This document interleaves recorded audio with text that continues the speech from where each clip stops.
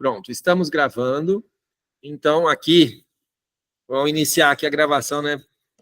Oficialmente agora, agradecendo Noerci Batistella Júnior, que é da Alma, lá, né, o grupo de tecnologia do Sírio-Libanês, está sendo lançado agora, né? Para falar aí com os nossos alunos.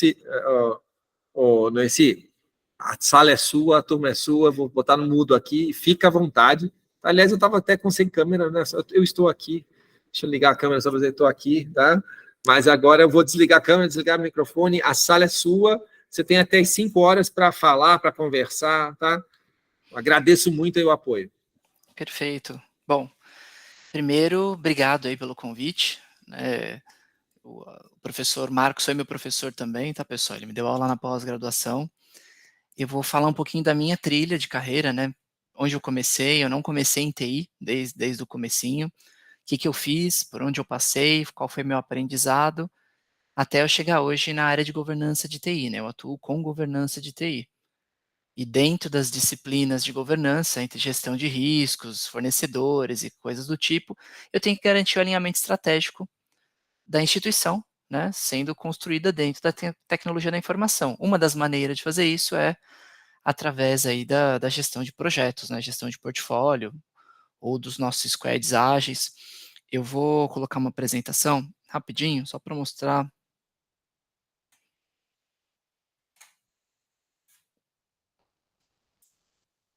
para vocês algumas informações.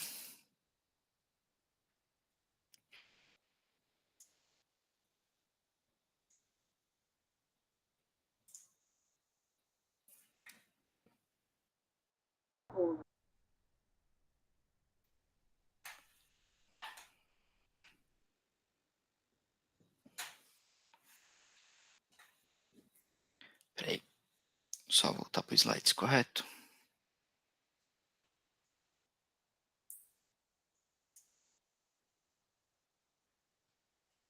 Pronto.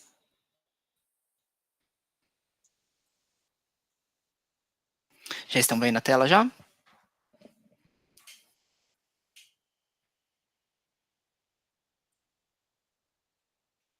Vocês estão vendo a apresentação? Aqui. Estão? Boa, perfeito. Sim.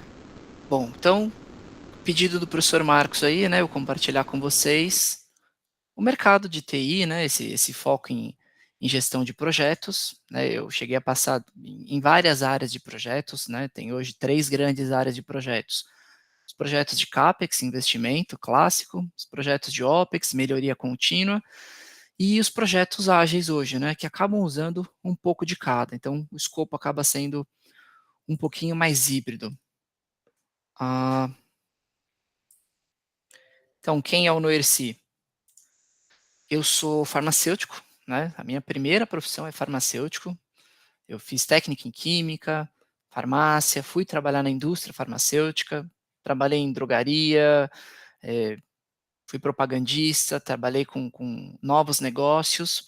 E aí, justamente nessa época da minha vida que eu comecei a trabalhar com novos negócios, eu montei uma startup e eu sempre fui aquele cara que adorava computação, provavelmente como alguns da turma aí, né? Então, desde a adolescência, o dia inteiro na frente do computador, ou jogando, ou navegando na internet. Então, sempre tive essa paixão aí por TI, apesar de não ter feito faculdade de TI. Fui depois de um tempo fazer ADS, Análise de Desenvolvimento de Sistemas, montei uma startup, né? Na verdade, já existia uma startup, eu fui convidado a integrar o time, recebendo participação nos lucros, né? Então, eu entrei como sócio que trabalhava em troca de uma participação nos lucros. Nessa época, fui estudar excelência operacional, melhoria contínua, fiz o Green Belt, o Black Belt, o Master Black Belt, né, que são certificações de melhoria contínua, pensando em projetos de OPEX. Fui fazer mestrado em gestão de tecnologia e sistemas produtivos, né, bem na área de engenharia de produção, então usa muito algoritmo de melhoria, muita gestão de risco e coisas do tipo.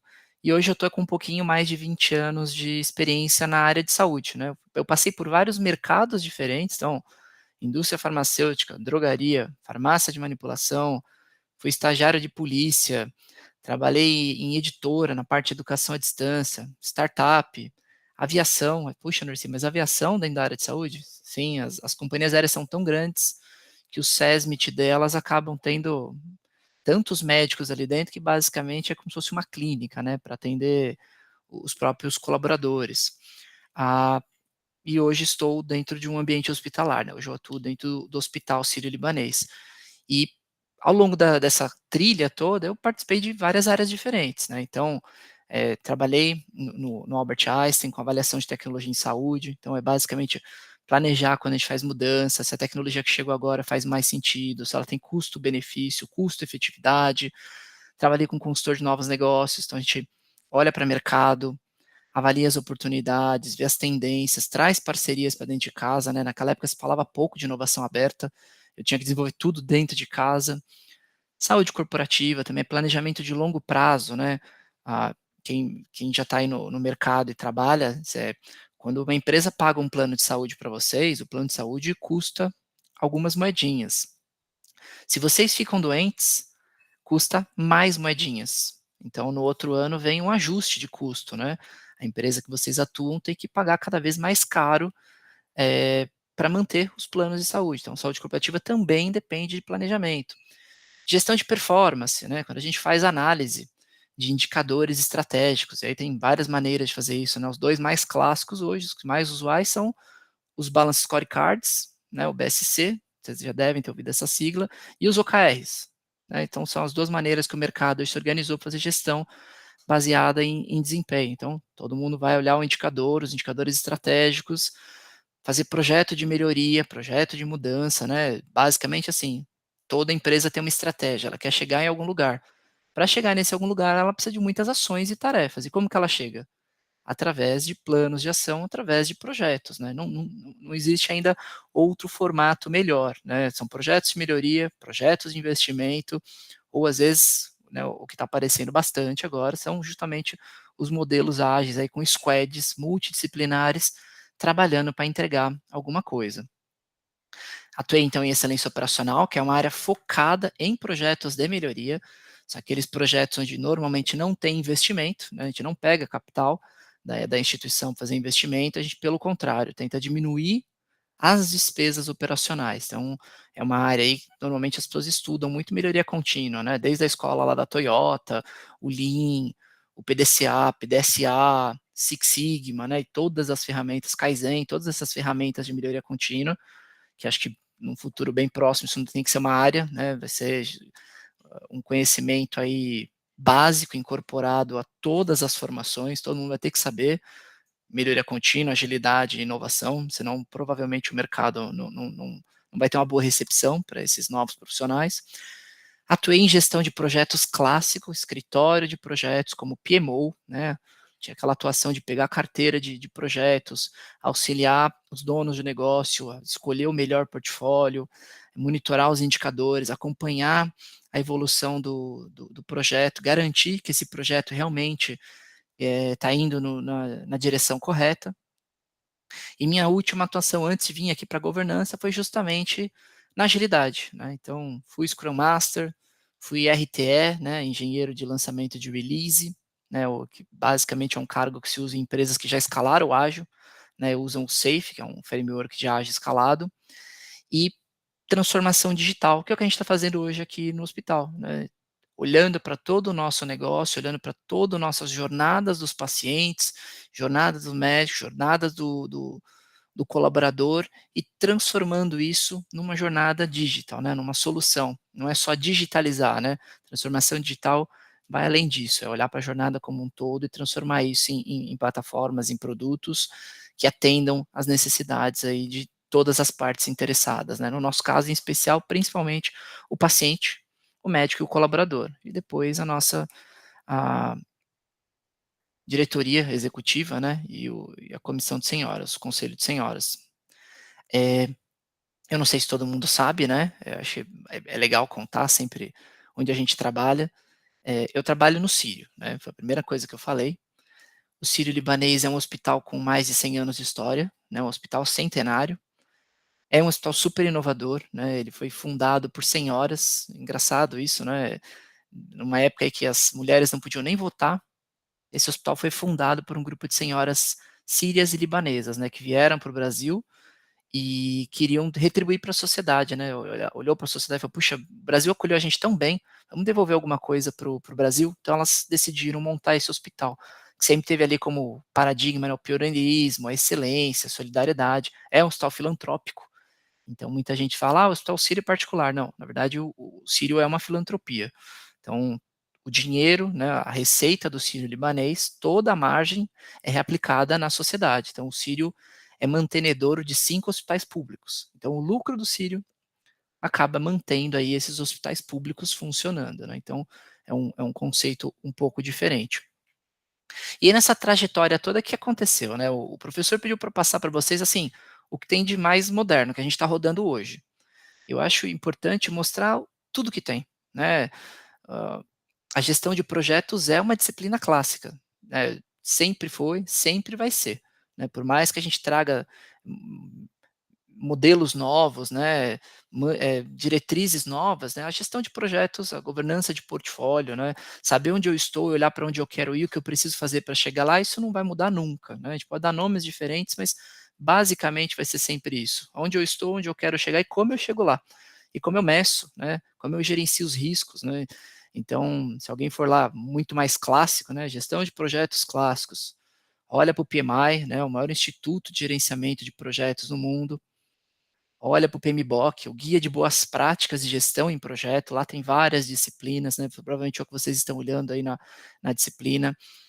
Puxa, como é que eu gerencio o fornecedor, como eu gerencio stakeholders, como eu gerencio o cronograma, como eu gerencio riscos, né, são várias disciplinas, como eu gerencio a parte financeira, contábil do meu projeto, né, todo projeto é escopo, prazo e custo. Então, muito importante olhar para isso, né, isso desde lá das pirâmides do Egito, muralha da China, alguém sempre usou um planejamento, tem que ter um planejamento, né, você senta e faz um planejamento. E até sendo contrassensual aqui, né, alguns olham e falam assim, puxa, agilidade. Pessoal, vocês podem me interromper e perguntar, tá, não tem ordem aqui não, pode abrir o microfone, interromper a hora que vocês quiserem falar, tá. E aí vem aquele contrassenso da agilidade, né, puxa, agilidade derruba tudo isso, faz tudo diferente. Não é bem assim, né, na verdade a agilidade faz planejamento também. Só que planeja em intervalos de tempo muito mais curtos, né. A gente faz planejamentos quinzenais, planejamentos semanais, a gente continua tendo planejamento, né. As sprints nada mais são do que planejamentos. Quando a gente expande aí a agilidade, leva para um framework escalado, né, o ágil, por exemplo, o safe, por exemplo, a gente faz PI plans, que são planejamentos trimestrais. A diferença, né, é que são planejamentos mais curtos e mais recorrentes, diferente de um projeto cascata que a gente faz um planejamento mais longo prazo. Custo, mesma coisa, né? Tanto o formato clássico cascata quanto o formato ágil tem gestão de custos, em ambos tem gestão de custos, não muda nada. A grande diferença entre os dois, né, falando de projeto, que é escopo, prazo e custo, é o escopo, né? O escopo dentro dos projetos ágeis é mais fluido, ele permite que o escopo mude constantemente. Puxa, Nercy, mas se o escopo muda o tempo todo, como é que eu gerencio o custo? É aí que está a mágica, né? Enquanto num modelo você fala, olha, te dou 1 milhão para construir isso daqui, o contrassenso é agora eu te dou 1 milhão para resolver esse problema. Como você faz?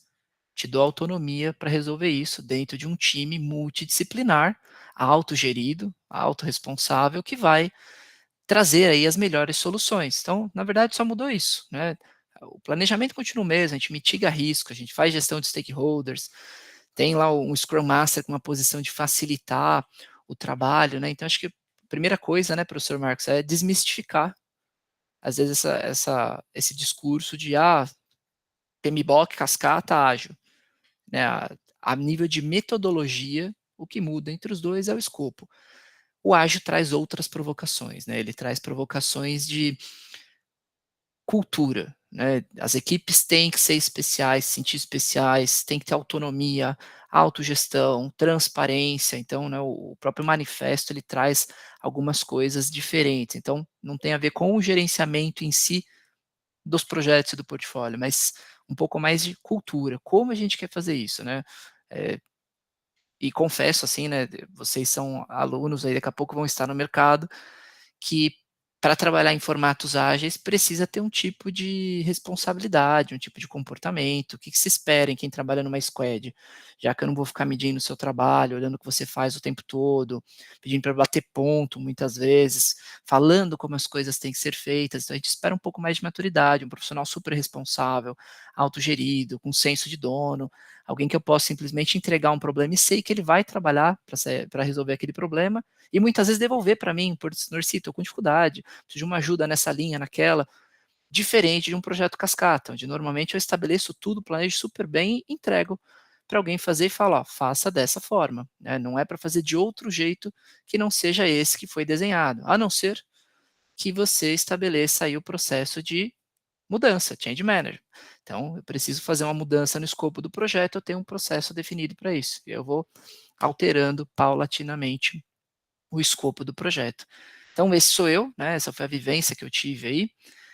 Eu vou mostrar brevemente para vocês, tá? Como é que está funcionando para a gente. Aqui a gente testou muita coisa, experimentou muito, continuamos experimentando, tá? Não tem fórmula certa, a gente continua errando e aprendendo, montando o que faz sentido para nós, né? Então, quem pega lá o guia de boas práticas, 37 boas práticas, né, mais o que tem agora de agilidade ali nos novos capítulos. Dá para simplesmente pegar toda a gestão de projetos e implementar de uma vez só dentro de um escritório e começar a rodar amanhã, no primeiro dia de uma empresa? Eu, Nercy, acredito que não. Né? As empresas precisam de maturidade, elas precisam ir passo a passo. Né? Então, a gente sempre começa pelo mais básico. Puxa, o que dói mais? Puxa, Nercy, dói gestão de portfólio, dói gestão financeira, né? Dói gestão de riscos, que a gente está fazendo mal, as lições aprendidas. Então, a gente vai passo a passo, implementando, galgando melhorias contínuas, né, incrementais, né, a famosa melhoria contínua. A gente implementa uma coisa, testa, deu certo, gerou cultura, implementa outra, a gente vai indo passo a passo. Eu acho difícil implementar boas práticas assim de guias ou de frameworks todos de uma vez só numa instituição, tá? Essa é uma lição aprendida minha, e eu passei por muitos desses. Então, implementar boas práticas do PMBOK, puxa, tudo de uma vez é difícil. Implementar o ITIL, gente, pegar o ITIL todo, ipsis lipsis, pum, encaixar dentro de uma instituição, normalmente não funciona, né? Aqui a gente fez várias ondas, processo a processo. O COBIT, de governança de TI, mesma coisa.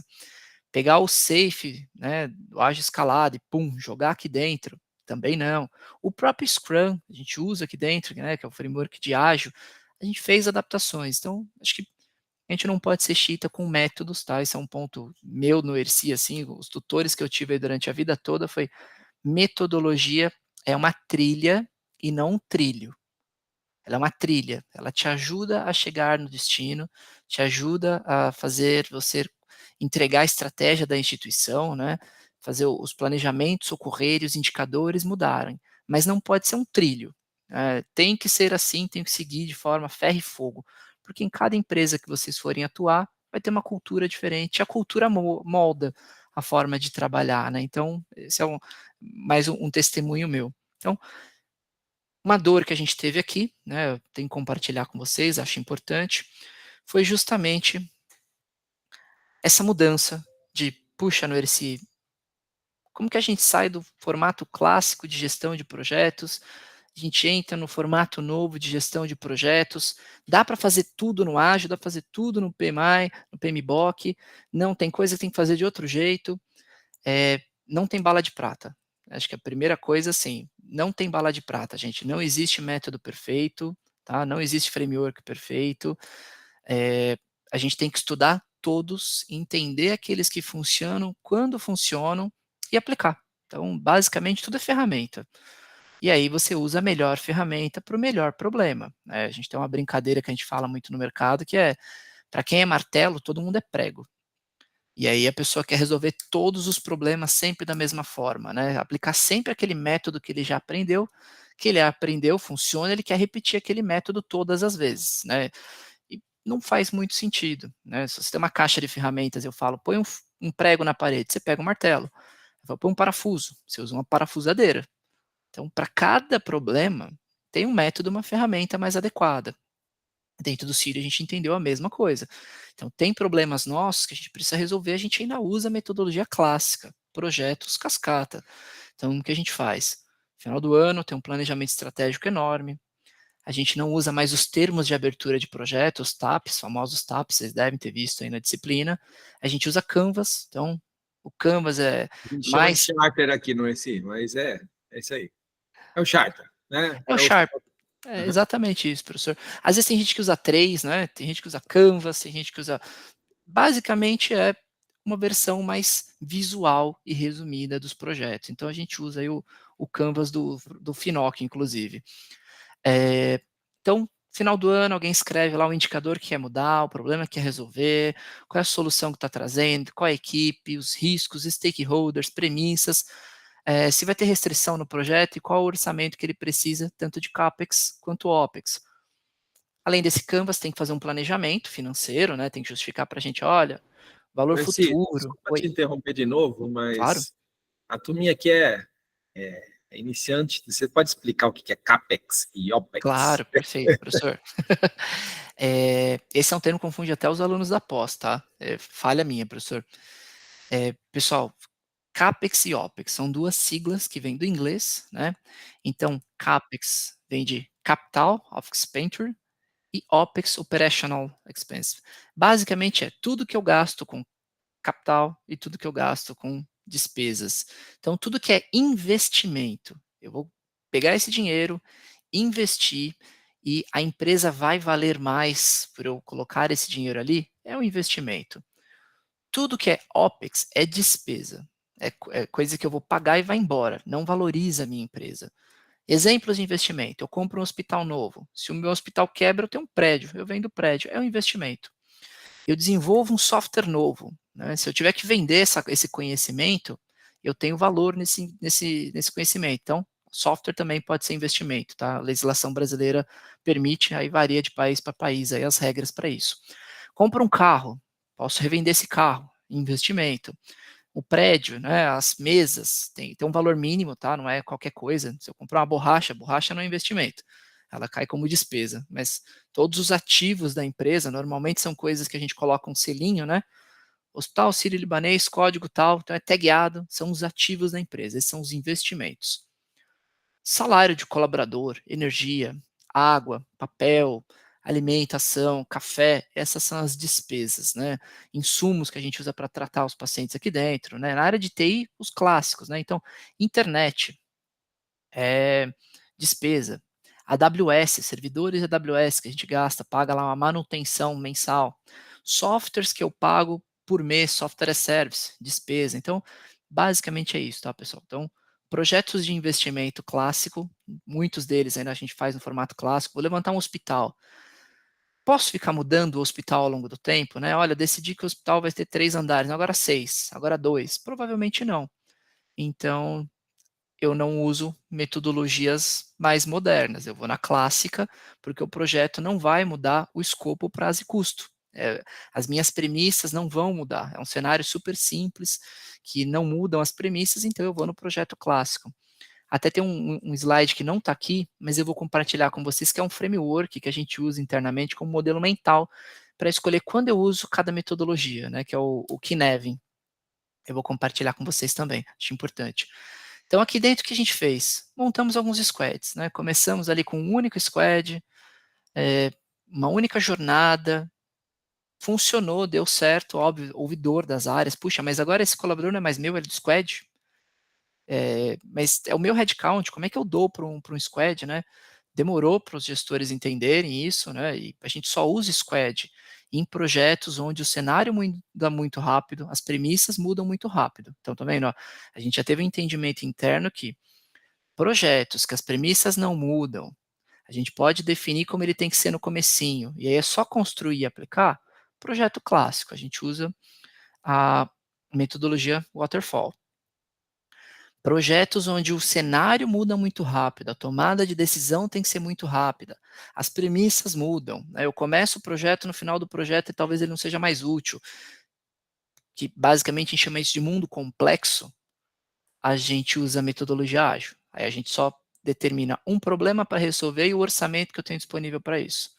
No mundo simples e mundo complicado, a gente implementa normalmente soluções aí de Six Sigma, Lean Six Sigma, né? A gente tem uma escola forte de Lean dentro da instituição, PDCA, PDSA, ou projetos de investimento. E a gente segue nessa linha. Então, construímos o nosso primeiro squad, deu certo, construímos mais um, mais dois, mais três, chegamos a 6 squads, construímos uma tribo. Foi a primeira vez que a gente construiu uma tribo. Então, pegamos um problema que a gente tinha, né, ciclo de contas, colocamos 6 squads. Eu não sei se todo mundo sabe o que é o squad, mas squad é um timinho, né, de 3 a 9 pessoas, multidisciplinar, onde ninguém é chefe de ninguém, ninguém manda em ninguém, todos eles são autônomos, responsáveis e se unem para resolver um problema. Normalmente, esse squad tem um PO, que a gente chama de dono do produto, né, Product Owner, que é a pessoa que traz a ordem de como esse problema tem que ser solucionado. Então, tem uma pessoa que fica só pensando assim, puxa, será que se eu colocar uma triagem de autoatendimento no pronto atendimento vai funcionar? Aí o squad vai lá e monta essa triagem, coloca lá para rodar. Validou, deu certo, puxa, bacana. Não deu certo, volta para a prancheta. Ele vai trazendo hipóteses e esse time multi vai construindo soluções, né? Então, foi o nosso primeiro exercício, começou pequeno, formamos tribos. Hoje a gente tem mais de 70 squads dentro da instituição e muitos deles não são de TI, gente. A gente tem squads aqui rodando que não são de TI. Eles fazem gestão de projetos do mundo complexo, sem ser de TI, utilizando esses insights, tecnologia da informação. O fluxo de projetos que eu vou mostrar aqui já não é mais esse, né? O novo eu não posso apresentar para vocês, mas basicamente como é que funciona dentro da instituição? Dessa forma. Então, a gente também montou o nosso próprio framework, tá vendo? O que eu falei, assim, não tem framework certo, framework errado. Tem aquele que você aplica dentro de casa e funciona. Então, hoje o que a gente tem? A gente tem um projeto aprovado, né? A gente chama esse aqui de Digital Framework. Então, a gente está tentando implementar o máximo possível de transformação digital, então evitar projetos analógicos, comprar prédio, comprar casa, né, investir em equipamento. A gente está tentando transformar a nossa jornada numa jornada digital. Por quê? Porque os unicórnios fizeram isso, né? As grandes empresas são transatlânticos. Para elas se mover demora muito. Então a gente está tentando, a gente aprendeu, né, com as startups, olhou para as startups, o que elas fazem de diferente, né? Elas fazem gestão de projetos de outra forma, fazem gestão de equipe de outra forma, implementam cultura de outra forma. Até por isso que a gente está lançando a marca Alma, né, que é a nossa tech, para a gente ter uma navegação um pouco mais fluida, mais rápida, né? Uma instituição é muito grande para se mover de forma rápida. E normalmente as startups conseguem sair na frente por isso, elas têm estruturas muito fluidas, pouco hierárquicas, então eles conseguem, de forma multi, atacar vários problemas de forma muito rápida. Então, aqui é a nossa provocação, né? De nós sermos aí esse hub de tecnologia que se move mais rápido, tem oportunidade de errar mais rápido, testar e aprender e conseguir dar velocidade para o que o hospital precisa, né? Isso vale para todos os negócios, todas as empresas aí têm uma área tech ou coisa do tipo, é por essa lógica, né? Para conseguir entregar resultado muito mais rapidamente para as empresas. Então, esse é o modelo que a gente tinha até alguns meses atrás, né? O mais atual não posso apresentar, mas a gente aprovava um projeto, fazia uma imersão através de uma metodologia que a gente chama de Leanception, que é planejamento puro, é sentar em muitas partes, quebrar o problema em vários probleminhas pequenos, planejar a ordem de como eu entrego solução, são vários pequenos projetinhos, e aí colocar em ordem de MVP. Quais são os projetos que todos alinhadinhos geram meu produto minimamente viável, né? Isso significa MVP, que é o que eu preciso entregar. Fazemos um alinhamento de estratégia grande através de um OKR, então a gente define, olha, eu não preciso entregar esse app em 6 meses. Eu preciso aumentar o índice de NPS do hospital, do paciente da jornada tal em 6 meses. Pode ser via aplicativo, pode ser através de jornada, pode ser através de várias soluções. É um portfólio de soluções que leva a gente a atingir esse OKR. Aí é feita a construção, né, dos times, fazemos um planejamento para ver se, puxa, temos backbone tecnológico para isso, vai precisar de alguma tecnologia, Data Lake, AWS, nanã, e aí entra num fluxo de entrega contínua, né? Então a gente fica ali sprint atrás de sprint, entregando melhoria. A gente também usa eu falei o Scrum, né, mas o nosso Scrum, ele é inspirado por Kanban, inspirado por XP, né, nós temos um método próprio. Então, tem coisas que só tinha no XP, a gente usa, tem coisas que são só do Scrum, a gente usa, tem coisas só do Kanban, a gente usa também. Então, a gente montou nosso próprio formato, e acho que deu muito certo, né, a instituição aceitou isso super bem, a gente usa em várias áreas, área de enfermagem, medicina, então, basicamente, essa é o nosso formato aí de gestão de portfólio, baseado em indicadores, né, a gente está mais preocupado hoje que os indicadores mudem, que o que a gente entrega realmente gera impacto na instituição. Eu dou um exemplo sempre para os alunos da pós, assim, a pessoa monta um canvas, né, o termo de abertura de projeto, e fala, no Erci, vou construir um hospital em 6 meses, que custe 300 milhões com esses escopos aqui, esses requisitos. Ele dá 6 meses, ele entrega o hospital. Aí eu pergunto, e aí, foi um projeto de sucesso? Foi, Nercy? Entreguei o hospital dentro do escopo, prazo e custo. Fala, puxa, mas qual que era a estratégia do hospital? Ah, era aumentar a margem de receita, era aumentar o volume de atendimentos. Legal. O projeto, então, era a solução para esse problema. Se você construiu o hospital no escopo, prazo e custo e o indicador não mudou, ou seja, o projeto não foi um sucesso. Eu construí um hospital, eu ativei, gastei dinheiro da instituição e não entreguei resultado, que é essa parte mais importante, né? Conseguir, através dos projetos, entregar os resultados que a instituição espera. Então, os projetos têm que ser bem escolhidos, né? O portfólio tem que ser muito bem gerenciado. Acho que esse é o grande desafio hoje, né? É ter um bom portfólio com várias iniciativas, porque nem todas vão dar certo, nem todas vão entregar o resultado, e aí o portfólio por si vai conseguir entregar a estratégia da instituição.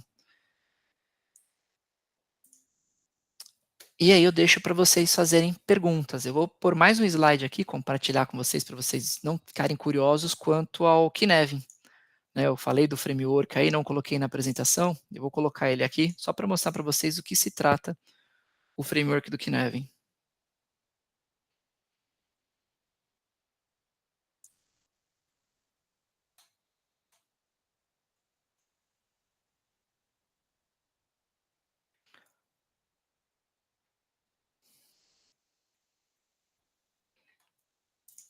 Expectativa atingida, professor? Era essa a ideia?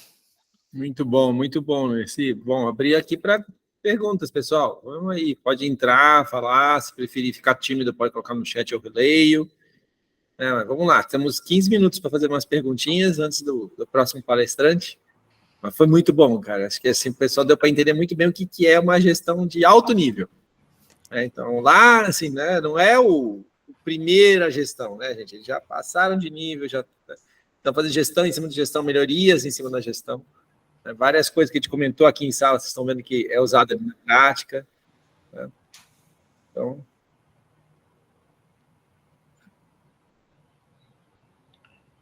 Vamos lá. Perguntas aí. Eu tenho uma pergunta. Fala, Luiz. Vocês sendo, tipo, estão trabalhando na área de saúde, que dificuldades vocês encontraram em gestão durante a pandemia? Olha, foram muitas. Ó, a realidade dentro da área de saúde. Quem fez a pergunta foi o João Vitor. Luiz. A gente trabalha numa área super regulada.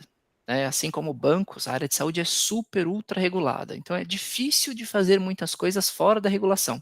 A gente assume um risco, vai para cima, mas é uma área super regulada. A telemedicina, né, que não tem como trabalhar durante a pandemia sem telemedicina. 2 meses antes da pandemia, alguns hospitais estavam tentando lançar seus processos de telemedicina. O Federal de Medicina era contra, a Associação Nacional de Saúde era contra, a ANS, a Anvisa contra, que mais? A Associação Médica Brasileira eram contra, todos os órgãos eram contra a telemedicina, ninguém queria. E era algo que a gente olhava para fora e falava, puxa, mas a Inglaterra já está fazendo, né? E está levando para a Índia, para a África, fazendo telemedicina, telecirurgia, e o Brasil lá, segurando. Entrou a pandemia, pronto, liberou geral, todo mundo podia fazer telemedicina. Então, a gente tem mais dificuldades relacionadas às restrições de modelo de negócio, né? Por ser uma área super regulada, às vezes a gente tem restrições de conseguir por um caminho ou por outro. Na parte da gestão, eu acho que aqui foi um hospital super robusto, né? O Sírio não é à toa que tá lá entre os melhores hospitais aí da América Latina, do mundo. Mesmo durante a pandemia, a gente teve 2 meses, assim, nos primeiros meses de resultado negativo. A partir daquele momento, pronto, já voltamos a ter resultado positivo. Mas por quê? Gestão de portfólio. A gente olhou para o indicador e falou, puxa, bacana, a gente não pode mais trazer o paciente aqui, mas o que a gente pode fazer? Focou no Covid, home care, separou o hospital em alas, né, ala Covid, ala não Covid. A gente produziu novos produtos para ofertar para o mercado. Então, foi muito rápida a resposta, né? Tem hospitais que sofreram muito mais. Como toda instituição grande, a tomada de decisão não é rápida, né? Ela parte de um planejamento estratégico, indicadores estratégicos, né? Como toda grande instituição, mas é uma instituição que, apesar disso, é super robusta, né? Essa provocação da agilidade dá um pouco de robustez para a gente tomar decisão rápida em alguns cenários. Acho que na pandemia a gente se saiu super bem.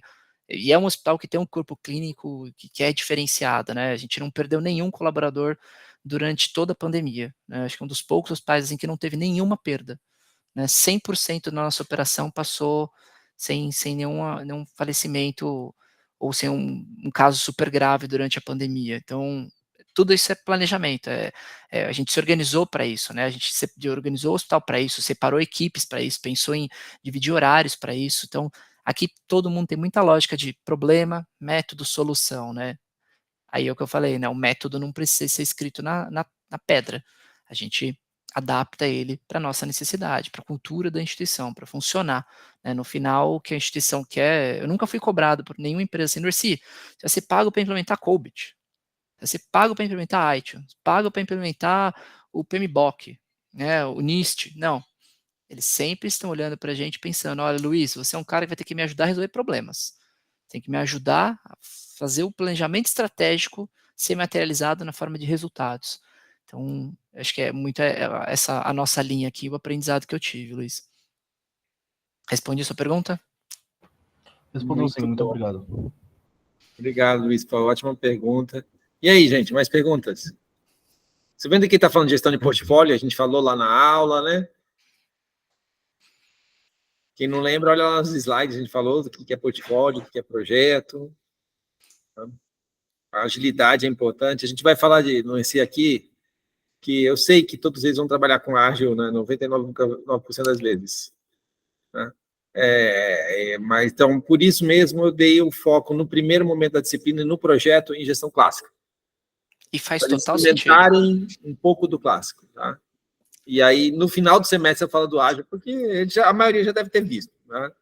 Mas eu quero que eles, nessas aulas que eles vão dar para os professores, para as crianças, aí eles façam planejamento, façam cronograma, façam gestão de risco. Já estão percebendo, né? Um aluno chegou hoje aqui e falou, nossa, parece que vão agendar greve. Olha, gestão de risco. Né? Exatamente. Coisa que a gente não aborda se a gente for fazer gestão clássica, gestão ágil, né? Concordo, é isso mesmo. Porque a gente espera, né? Vamos pensar na prática. Quem foi para o ágil eram pessoas que trabalharam com planejamento clássico muitos anos. Né? Então, assim, eram pessoas que estavam na TI há muitos anos, conheciam de planejamento clássico, sabe como funciona o waterfall, todas as dificuldades de implementar um projeto, e eles foram para uma nova metodologia, mas eles levaram toda essa bagagem com eles. Né? E às vezes a gente cai no ágil, assim, o pessoal mais novo simplesmente cai no ágil e esquece todo o resto. Né? E não funciona sem, não tem como fazer sem gestão de risco, sem planejamento, sem gestão de stakeholders, sem gestão financeira, não tem como, né, professor? Muito bom, obrigado pelo apoio aí, Bruno. É exatamente isso que eu estou falando para eles. Desculpa só roubar só um minutinho, porque é uma coisa importante. O grupo da Programinas, Jaguariúna topou, já passei o contato para vocês, tá? Então, pode correr atrás. Gestão de projeto, né, Noeci? O projeto deles, o contato deles morreu, a turma não quer mais fazer. E Caramba. eles têm que fazer o projeto para mim, senão eles reprovam na disciplina, né? Eu já Gestão de riscos, acontece. Conseguimos achar outro projeto. Eles vão dar aula para as crianças de Jaguariúna. Então, a premissa deles de que a empresa ia aceitar caiu, pronto, mudou o escopo, prazo e custo, avalia o projeto, perfeito. Ó, esse aqui é o framework que eu comentei, tá, gente? Isso aqui se chama Kinevin, porque a pronúncia é do gaulês, mas se alguém quiser pesquisar, se escreve assim, ó. Kinevin, né? Mas se pronuncia Kinevin porque é gaulês. Isso daqui é um framework. Pergunta, mas por que vocês se inspiraram no gaulês? quem propôs isso daqui é um doutor da IBM, que, né, estudava antropologia e coisas do tipo, aí, ciências sociais, e ele trouxe uma proposta que, assim, só existem 5 grandes cenários. Se você não sabe em qual você está, é o desordenado, é o centro ali, ó. Você não sabe onde você está, Uhum. pronto, é desordenado. Depois a gente tem o mundo simples, onde as relações de causa e efeito são muito claras, a gente sabe o que está acontecendo. Então, mundo simples. No IRC, olha, a gente não tem procedimento aqui para formatar HD. Poxa, gente, isso aí é super simples, né? Faz benchmarking, pega o manual do equipamento e cria um novo procedimento. Isso é ver e agir, não tem que se preocupar com isso, vai e faz. É muito simples, né? Já existem as melhores práticas padronizadas. Então, as pessoas vão lá e resolvem no mundo simples. O segundo mundo é esse mundo complicado aqui, ó.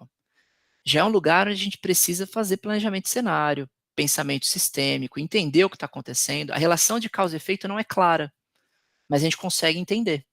Aqui, normalmente, entram os projetos de melhoria contínua, né, os projetos de OPEX e os projetos de CAPEX de investimento clássico, cascata, porque eu consigo fazer um planejamento de longo prazo e as minhas variáveis, minhas premissas não mudam no tempo. Então, eu consigo implementar um projeto planejando e implementando, isso é tranquilo. Quando a gente cai nesse mundo complexo aqui, ó, aí é onde já as ferramentas clássicas não atendem mais. Por quê? Porque o cenário muda muito rápido, a gente não tem capacidade de entender todas as variáveis aí dentro, tem que usar tecnologia disruptiva, né? Aqui onde entra realmente as inovações, são sistemas complexos e adaptivos. Então, aqui, adaptativos, é onde a gente costuma usar os times ágeis. Então, tá vendo? A gente tem até quando a gente usa cada um, porque ali em cima é, as premissas vão mudar o tempo todo. Então, eu começo a desenvolver um app, na metade do caminho cai todas as premissas, eu tenho que começar a fazer outra coisa porque não entrega mais valor aquilo. Então, aqui a gente usa um mundo complexo. E o último mundo é um mundo caótico. Aqui é gestão de riscos pura, gente. É gestão de catástrofe. Não dá para planejar a catástrofe.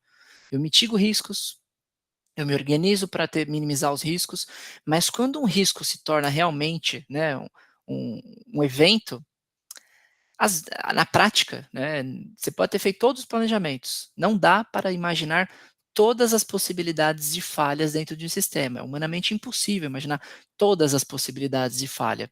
Então, às vezes vai acontecer uma falha não planejada, porque o risco era tão baixo, né?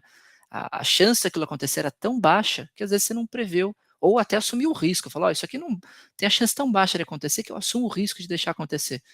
Quando ela acontece, a gente entra naquele cenário caótico, é onde realmente entra o modelo comando e ação, alguém realmente tem uma posição de protagonista, e aí a gente usa realmente gestão de crise. Né? Não, a gestão de riscos aí já foi, a gestão de crise mesmo, já aconteceu, a gente usa aí ferramenta focada em estabilidade, gestão de crise. Então, esses são os 4 grandes cenários que a gente usa internamente para pensar em soluções adequadas para cada um deles. Então, temos projetinhos básicos ali de Lean, PDCA, né, no mundo simples, tem projetos mais complicados de Lean Six Sigma, gestão de projetos clássica no mundo complicado, iniciativas no mundo complexo com inovação e times ágeis, e caótico é gestão de crise pura, né? A gente tem pessoas treinadas para esse momento aí, para ter esse protagonismo e orquestrar todos os nossos times para dar uma resposta muito rápida, né, ao que está acontecendo. É isso, pessoal. Todo nosso framework é baseado no Kinevin, tá? Então, por isso que eu acho que vale a pena mostrar. Tá, só uma pergunta assim, por que gaulês? Eu não sei, professor. Eu tive até uma palestra com. Ele também é um Snowden da vida, né? Sobre o nome dele. E eu acho que ele é inglês, ou é escocês, alguma coisa do tipo. Então ele escolheu uma palavra em gaulês para dar o nome do framework dele. Se eu não me engano, o único gaulês que eu conheço é o Asterix, né? É o Asterix, é verdade. Deixa eu ver se a gente descobre aqui. Eu realmente não sei. Eu até fiz uma palestra Os com o gauleses, David né? Não Snowden. é? Ou não, o Asterix não gosta dos gauleses. Agora, pô, eu sei que aparece gaulês no Asterix, né? Significa habitat, professor. É só. O Dave Snowden, ele deu esse nome porque significa habitat É um habitat. em, Gente, a em gente tem tempo gaulês. para a última pergunta. Alguém quer fazer? Eu vou fazer, mas então. Manda. Seguinte. tudo que você está falando, né, vai muito além da tecnologia, né? Você está, pelo menos pelo que eu entendi, né, é a forma de gerir problemas, a forma de gerir projetos, é a forma que vocês usam para tudo. Né? Mas você está no time de tecnologia. Então, eu tenho duas perguntas. A primeira essas coisas todas nasceram na tecnologia, a tecnologia está levando para os outros? E a segunda pergunta você vê isso como algo normal? Porque eu já falei para eles que eu vejo, tá? Mas eu queria ver a sua opinião sobre isso. Então, eu acho que a área de TI tem muito a ajudar fora da TI. Gestão de documentos, versionamento, enfim, milhões de coisas que a gente pode usar, porque a gente na TI conhece, né? E pode ser para várias coisas. Então, primeiro, nasceu aí, e segundo, você acha que esse é o caminho que a TI deveria olhar para ajudar as outras áreas, mais do que simplesmente fazendo sistemas? Bom, aqui a gente sempre teve 3 áreas, né? Então a gente tinha o escritório clássico de projetos, o PMO, que trazia toda aquela metodologia mais robusta, clássica de waterfall. A gente tinha uma área de excelência operacional, que trazia esses projetos de OPEX, né, melhoria contínua, através lá do Lean, Lean Six Sigma. E a TI provocou na instituição gente, ágil, vamos pensar num outro formato. Essas 3 coisas se fundiram, professor. Pelo menos no Círio, essa foi a lição aqui, né? A gente ainda tem um escritório de projetos clássico ligado direto na diretoria estratégica, que olha para os projetos estratégicos. Mas nível tático operacional, eles não olham. E você vai ver que um portfólio, né, de projetos para resolver algum problema da instituição depende de projetos estratégicos, táticos e operacionais. Né? Não são só os estratégicos que vão resolver tudo. A gente tem um cascateamento. Então, nasceu dentro da TI essa provocação do ágil, a agilidade ali se fundiu com a excelência operacional, começou a levar esses conceitos para o resto da instituição. Então, aqui para a gente começou na TI, e eu acho que faz sentido a TI ter esse protagonismo, porque se ela não tiver, outro vai ter. Né? Eu tenho assim um monte de colega de mercado. Normalmente, um dos 3 fica dono de tudo isso. Ou é o escritório de projetos clássico, que vai lá e fala, gente, eu vou falar de agilidade, eu vou falar de melhoria contínua. Ele abraça todo esse mundo e traz isso para o mercado. Conheço empresas onde o gerente de OPEX, né, de melhoria contínua, puxou a agilidade para debaixo dele e puxou o escritório de projetos para debaixo dele. E conheço empresas onde o gerente de TI puxou tudo para debaixo dele. Então, assim, são 3 assuntos super afins, que quem for o mais esperto, mais ligado, puxa antes, né? Porque tem que rodar junto. São 3 áreas que não pode estar cada uma correndo para um lado. As 3 áreas têm que rodar junto. Então, projetos de investimento clássico, cascata, projetos de ágil, projetos de melhoria contínua, os 3 só têm uma função: entregar o planejamento estratégico. Que é isso que as empresas querem, entregar o planejamento estratégico, atingir os indicadores, né? Os projetos não são o meio, na verdade, não são o fim, são o meio. Eu implemento projetos para conseguir entregar uma estratégia. Então, a minha dica é, quem não tiver na TI, puxa agilidade. Quem tiver na TI, traz excelência o PMO. Quem tiver no PMO, puxa essas outras áreas. Tem que estar junto. Não dá para cada um sair atirando para um lado, porque é um desserviço para a instituição. Em vez dos 3, se cada um fosse um barquinho puxando lá o transatlântico, que é o nosso hospital, se cada um puxar para um lado, o hospital não vai para a direção que ele espera ir. Então, esses 3 têm que estar super alinhados, sempre indo na mesma direção. E TI tem muito para contribuir, assim como outras áreas também, né? Aqui no hospital, por exemplo, qualidade, melhoria contínua, são assuntos clássicos da enfermagem. Clássicos. A enfermagem fala disso no dia a dia. Eles têm frameworks, magnet de melhoria contínua e excelência operacional em enfermagem. Então, eles sabem muito sobre isso também. O escritório de projetos, assim, já foi junto com a excelência operacional, também sabe muito disso. Então, no final, o que a gente espera é que essa equipe multi se una para garantir o planejamento estratégico, né? Menos metodologistas e mais comprometidos com a entrega no final do dia, né? Muito bom, né? Olha, pessoal, eu juro que eu não combinei com ele antes, mas você tem uma ideia aqui, uma das aulas aqui, eu puxei muito a orelha do pessoal de TI, nessa coisa do pessoal de TI normalmente olhar para sistema, né? Meu negócio é sistema, e não olha para o negócio, e não olha para o business, não olha para o planejamento estratégico, sabe? Então, numa fábrica, não sei se eu contei na especialização lá, que eu estava construindo uma fábrica e eu ia falar para o pessoal de TI, eu percebia que eu entendia mais como funcionava a fábrica que o pessoal de TI, que estava lá todo dia, sendo que eu ia uma vez por mês. Sabe? Então você fala, cara, como que você não sabe como a fábrica funciona? Não vou muito na fábrica. Cara, você é um cara de TI da fábrica, de uma fábrica. né? Então, não conhece como funciona, não sabia qual é a meta de companhia desse ano, não sabia, né? Então, fica muito ali preocupado em qual é o sistema operacional, qual é a linguagem, né? E esquece de olhar para negócio. Eu acho que esse é um grande erro. Puxei a orelha dele, que bom que você está aqui, a gente não combinou antes, viu, gente? Mas ele colocou, a gente tem que entender isso, né? TI, qualidade, né?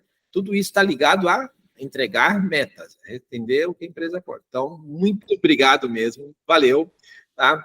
Vou parar a gravação aqui agora.